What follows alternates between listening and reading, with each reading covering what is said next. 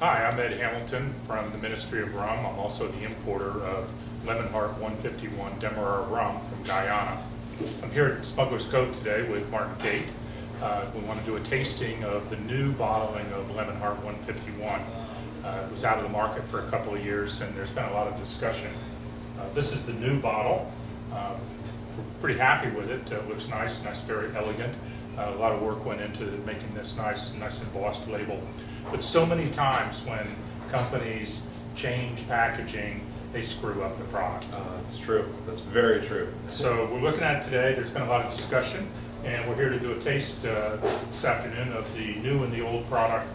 Martin happens to have some of the old product, and we're going to give it a shot. I've poured 1 ounce of each of these rums into 2 glasses. So first let's start with, I'll give you one of the new ones and one of the old ones, and let's see what we think here.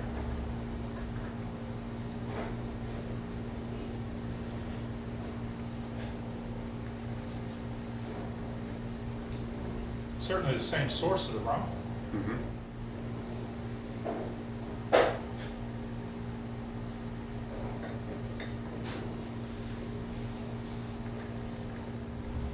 Well, Martin, what do you think? Well, the heart and soul is still there. That's the thing that's, I think, important, is that you can still taste plenty of the heavy, full-bodied, smoky pot distillate from Demerara Distillers at the core of this. It certainly has the Demerara signature. Absolutely.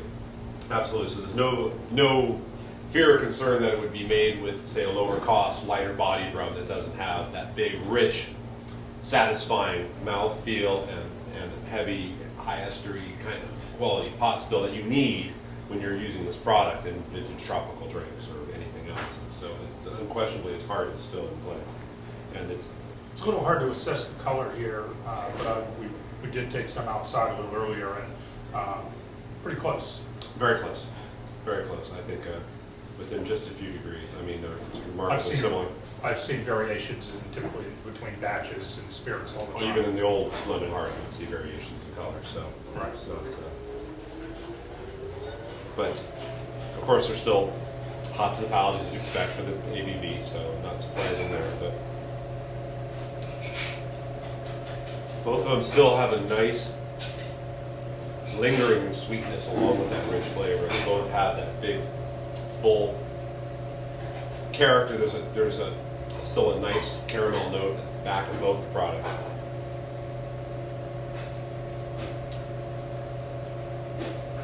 I don't really see anything that's missing between the two, and I don't find anything that is particularly off-putting. I taste the same those kind of wonderfully sharp burnt rubber notes in both products, which are what really help pop it when you're using it in cocktails.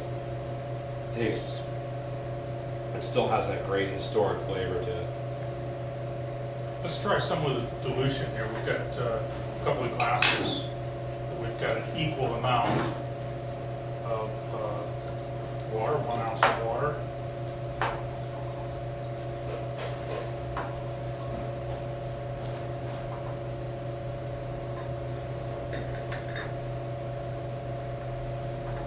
And blending would typically take a lot longer than a couple of minutes to stir things. I was going to say that. But just as the master blenders do.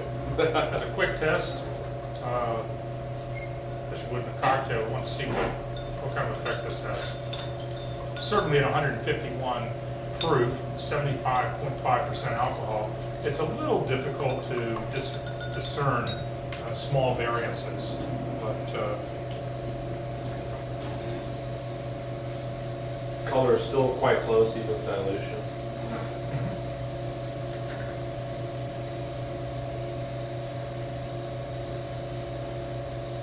Very close. still a strong spirit.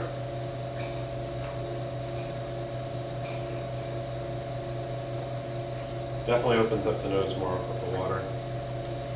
Getting more spice. Aromas. Of course, when you're noticing a 151, it's going to be sharp. A little overwhelming.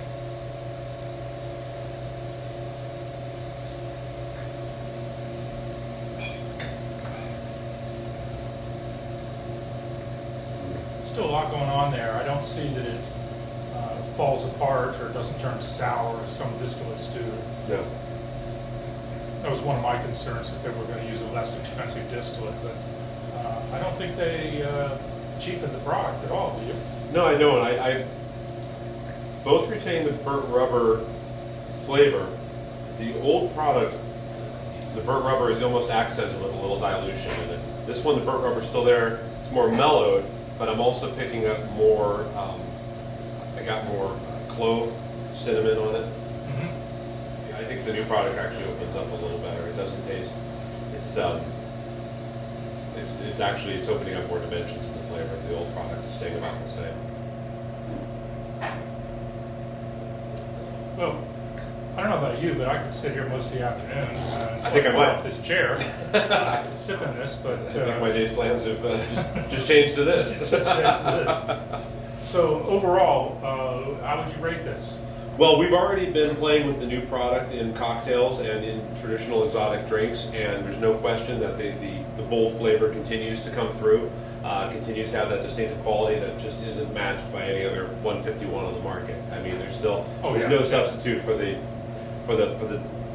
rich high ester pot still Demerara at the heart of this product, and there's just nothing else in the market that works correctly for drinks. So we've already played side by side in a classic like a 1934 Zombie, or using it in Demerara dry float. The flavor profile is particularly once there's several other ingredients added, flavor profile is indistinguishable.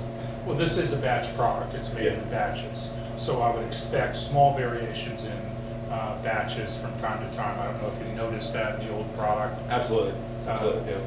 Well, thank you for your time. Absolutely. And look forward to doing this again when we have more time. Absolutely. Cheers. Thanks, Martin. You bet.